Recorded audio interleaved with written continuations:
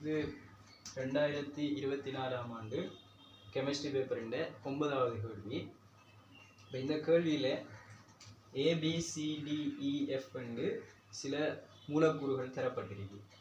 இப்போ இந்த மூலக்கூறுகளின் கொதிநிலைகளுக்கு இடையிலான ஒரு தொடர்பை ஒரு கிராஃப் மூலமாகத்தான் கேட்டிருக்கு. இப்போ மூலக்கூறுகளின் கொதிநிலைகளை நாம் எப்படி தீர்மானிக்கலாம், எதை வச்சு டிசைட் பண்ணலாம்னு சொன்னால், தியரி சொல்லுது என்னன்னு சொன்னால், மூலக்கூற்றிடை பிணைப்பு இந்த மூலக்கூற்றிடை பிணைப்பு வந்துக்கிட்டு ஒரு மூலக்கூறுக்கு கூடுதலாக இருந்துச்சுன்னு சொன்னால், மூலக்கூற்றிடை பிணைப்பு வலிமை ஒரு மூலக்கூறுக்கு கூடுதலாக இருந்துச்சுன்னு சொன்னால் அவரோட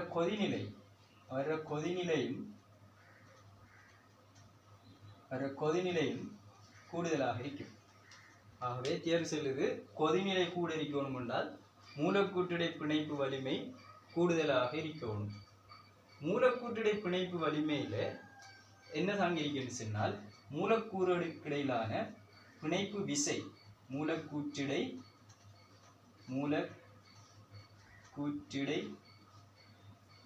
பிணைப்பு விசை, அதாவது மூலக்கூறுகளுக்கு இடையிலான அந்த பிணைப்பின் விசை எதுக்கு கூடுதலாக இருக்குமோ அவற்றின் மூலக்கூற்றிடை பிணைப்பு வலிமையும் கூடுதலாக இருக்கும். அப்போ எங்களுக்கு சில மூலக்கூற்றிடை பிணைப்பு விசைகள் தெரிஞ்சிருக்கும். அதாவது இப்போ இந்த ஒவ்வொரு மூலக்கூறுகளையும் எடுத்து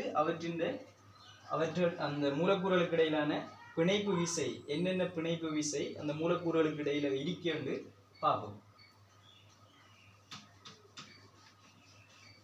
இப்போ ஏ என்ற மூலக்கூறு எடுத்தோம்னால், இப்போ நீங்கள் எந்த ஒரு மூலக்கூறு எடுத்தாலும் அவர்கிட்ட மூலக்கூற்றிடை பிணைப்பு விசையாக லண்டன் ஃபோர்ஸ் காணப்படும், லண்டன் விசை காணப்படும். அப்போ இவரில் எல்லாத்துலேயும் லண்டன் ஃபோர்ஸ் இருக்கும், எல்லாத்துலேயுமே இருக்கும் லண்டன் ஃபோர்ஸ். எந்த ஒரு மூலக்கூற்று எடுத்தாலும் அவரில் லண்டன் ஃபோர்ஸ் காணப்படும்.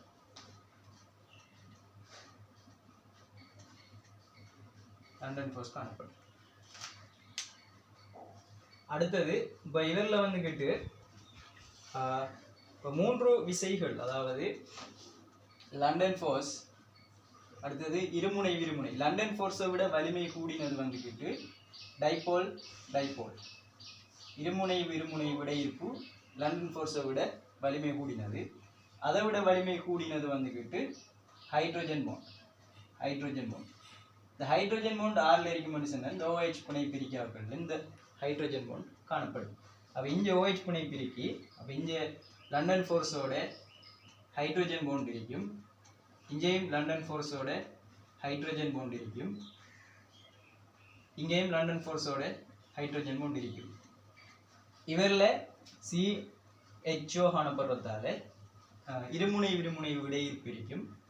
ஸோ இருமுனைவு இடையிற்பு இருக்கும், டைபோல். சரியா? ஆகவே இவரில் லண்டன் ஃபோர்ஸ் தான் காணப்படும். இப்போ இதை சொல்றது மூலக்கூற்றிடை பிணைப்பு விசையிட வலிமை. இந்த வலிமையிட ஓடத்தான் இது. லண்டன் ஃபோர்ஸை விட இருமுனை விருமுனைவு இடையிற்புக்கு வலிமை கூடுதலாக இருக்கும், அதை விட ஹைட்ரோஜன் பாண்டுக்கு வலிமை கூடுதலாக இருக்கும்.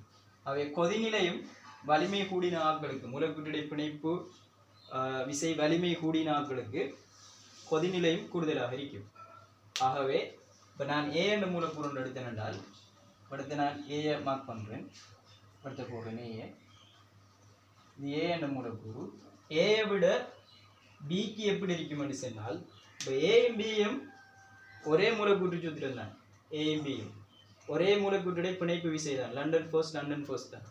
ஆனால் இவர் ஏ வந்துக்கிட்டு ஒரு லேயரில் இருப்பார்.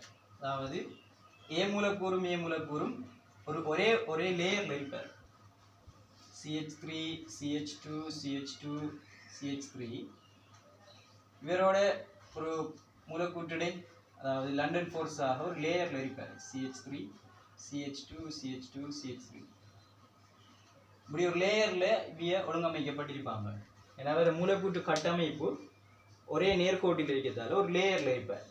இப்போ பிஏ பார்த்தோம்னு சொன்னால் அவர் ஒரு சங்கிலியோட இருக்கார். அவர் ஒரு சங்கிலி கட்டமைப்பு. அந்த சங்கிலி கட்டமைப்பு வந்துக்கிட்டு உதாரணத்துக்கு CH3 CH CH3 CH2 CH3.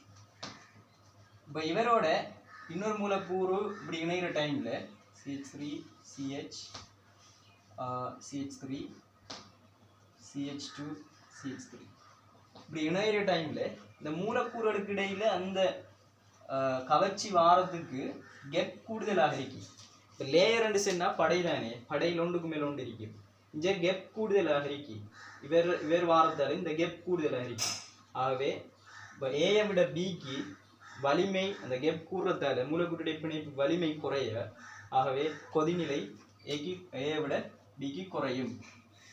குறைஞ்சி சிக்கு போகிற டைமில் லண்டன் ஃபோர்ஸோட சேர்த்து டிபி வரதால கூடும், சிக்கு கூடும். இங்கே டிபியோட ஹைட்ரோஜன் பாண்ட் வேறு இருக்கு. இருமுனை இடையப்பை விட ஹைட்ரோஜன் பாண்டுக்கு என்னையும் இது கூடுதலாக இருக்கும், வலிமை கூடுதலாக இருக்கும். அப்போ இந்த மேலுக்கு வரும். அப்போ டி அடுத்தது இ. இப்போ இங்கேயும் என்ன பிரச்சனை என்றால் ஈக்கு போகிற டைமில் கொஞ்சம் குறையும்.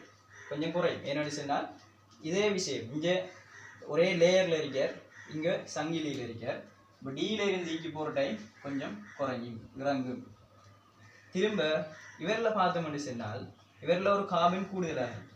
இதில் வந்துக்கிட்டு 2 4 கார்பன், இதில் 2 4 5 கார்பன், இதில் 5 கார்பன் இருக்கிறதால கார்பன் எண்ணிக்கை கூட அது மூலக்கூற்றுடை பரப்பு, மூலக்கூற்றுட அந்த கட்டமைப்பின் அளவு கூடுறதால பரப்பு கூடுறதால கொதிநிலையினம் கூடும். அவர் உடைக்க தேவையான சக்தி நம் கூடும். அவை இவர் மேலுக்கு வருவார். இதன் அடிப்படையில் இந்த விடையை தாரது 3வது.